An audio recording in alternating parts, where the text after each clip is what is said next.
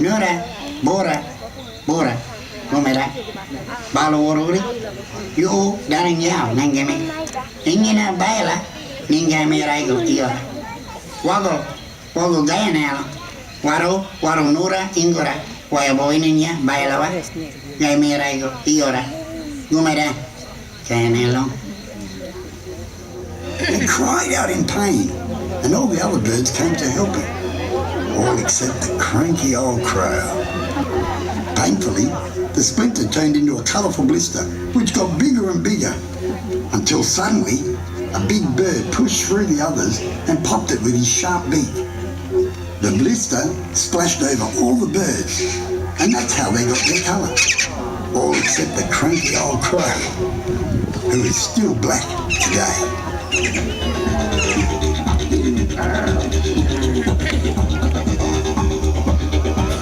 G'day, how's everybody doing today? Alright. Can you hear me? Not anymore. Minutes or so.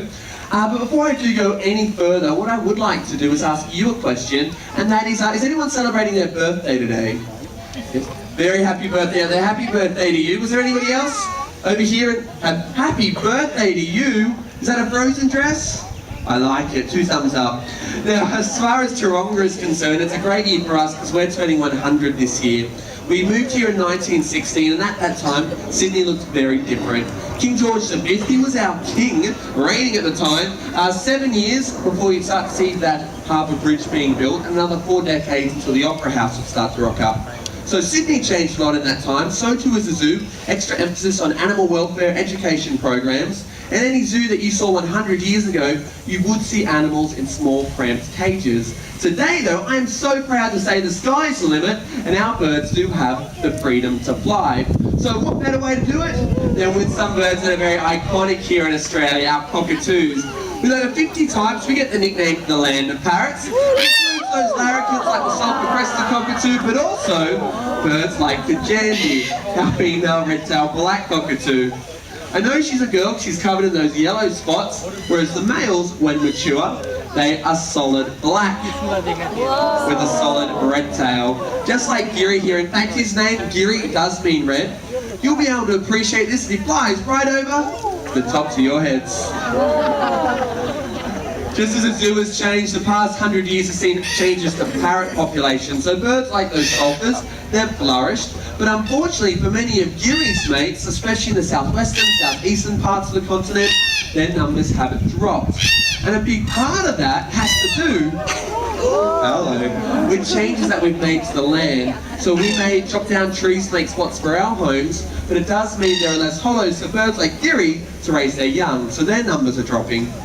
On the flip side though, if we can recognise the effect that we have on these animals, we can empower ourselves to change that. We can maybe protect native land or put a nest box up in our own backyard. Small things, but they do go a long way to ensure that birds like that will have a future to fly into and not just disappear. Geary has done a fantastic job though, and I think he knows it. Cheers, mate. When it does come to things like rats and mice, I tell you what, they cause all kinds of havoc. They get into nests, they destroy eggs. We even had an issue here at the bird show. Now luckily for me, I can say that was a while ago, because those owls moved in, those rats moved out, and I can honestly say, it did take a little bit of time to get going, but that problem, it's definitely behind us now. What I'm going to do is, I'm going to come around this way.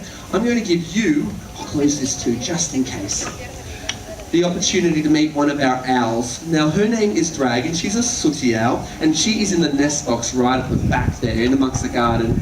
Now what's going to happen is, Annika, you're going to take a photo of her, or video if you want to, as she flies over everyone's head, right at your face, but she's going to land right here behind you. Is that okay? You seem very calm, that's a good thing. Don't have to worry about too much, Annika, she hardly misses. So you're sweet.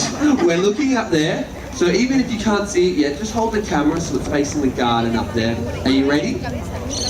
I think you are. We're going to be joined by Dragon then. Now for the rest of the audience, if you can't see her yet, like 2 seconds once she takes flight, you're definitely going to be able to see her. Annika, I'm going to call her now. Here she comes. Nice and close! Hey, round of applause! Kitty very, very good. Now, if you want, how about I take that and I'll give these back to you.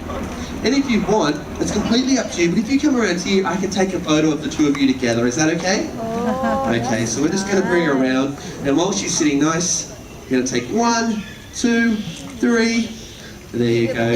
You've done a fantastic job, so if you want, you can head back that way. A round of applause for our helper.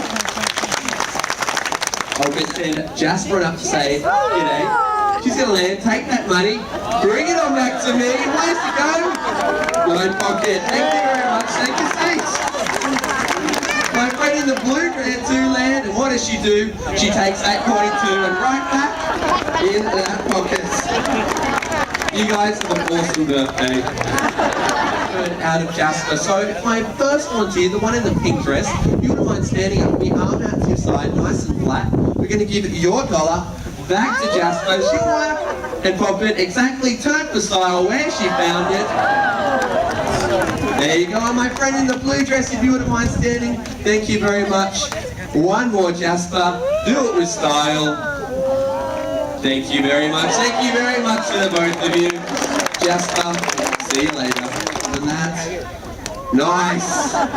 Now this is not something we had to teach Slammer. The first time she was given a rock and an egg, she went to town and started doing exactly that. Hey!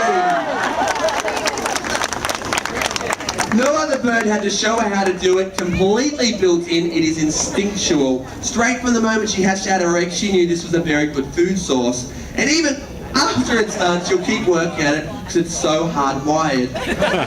Very good. One more for good measure, Slammer. You gonna find it? Yeah, I think you've done well enough. How about, yeah, you gonna do it? Yeah, your boss, come up here. You can take your bow and take yourself off home. Cultures are well aware of the fact, unfortunately, that not everyone likes them, which I think is a shame. I'm going to challenge your perception today, and you'll leave thinking bold is beautiful. For the next bird, important for the environment, it would feed on carcasses, stopping the spread of disease. It was also believed by the Incan culture to lift the sun into the sky daily. 3 meters worth of wings, the Andean condor. Castro's up that way, but there's Kinera. Coming on down to say g'day. She is gorgeous. A big bird because she has a large job. I say food and not rape, but they don't kill it themselves. They rely on something else to do it for them. When they do find that meal, they'll come down and start feeding on the carcass. A bird like this will use that beak to make a hole and get inside. That bald head, having not many feathers on it, or very small feathers, means it can get in and out, chow down on things like liver, intestines, kidney, and it makes eating the dead a very clean job. Anything that gets on it simply dries, flakes on off. Kinera doesn't have any health issues herself. Coming to the ground, very competent on those feet. A whole group of these birds will amass together around the carcass, and it does go to highlight, being nature's cleanup crew, that it takes more than one being in order to look after the environment. We do have to work together. Now, you've done a fantastic job, Kinera, so like everyone else, you can take yourself off home. Thank you very much. Kinera spin.